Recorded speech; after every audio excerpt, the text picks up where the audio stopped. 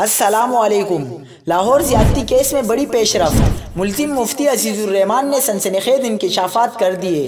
Video मेरी ही है, मुझसे गलती हुई, शर्मिंदा हूँ। मुफ्ती अज़ीज़ुर्रहमान का एतराफ़।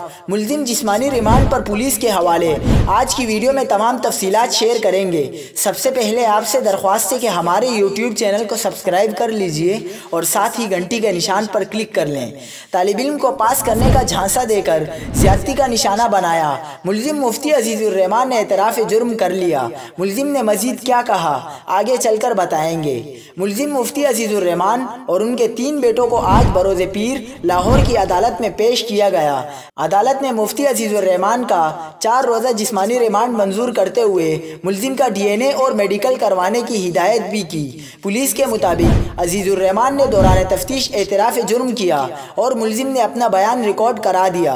पुलिस के मुताबिक मुल्ज़िम ने बयान में कहा, ये वीडियो मेरी ही है जो साबिर शाह ने छुप कर बनाई। तालिब इल्म साबिर को पास करने का झांसा देकर हवस का निशाना बनाया और वीडियो वायरल होने के बाद खौफ और परेशानी का शिकार हो गया था। मुल्ज़िम अज़ीज़ुर्रहमान ने एतराफ़ी बयान में कहा कि बेटों ने साबिर शाह को धमकाया और उसे किसी से बात करने से रोका। साबिर शाह ने मना करने के बावजूद वीडियो वायरल कर दी। मैं मदरसा छोड़ना नहीं चाहता था, इसलिए वीडियो बयान जारी किया, जबकि मदरसे के मुंतज़िमीन और मोहतमिम वीडियो के बाद मदरसा छोड़ने का कह चुके थे।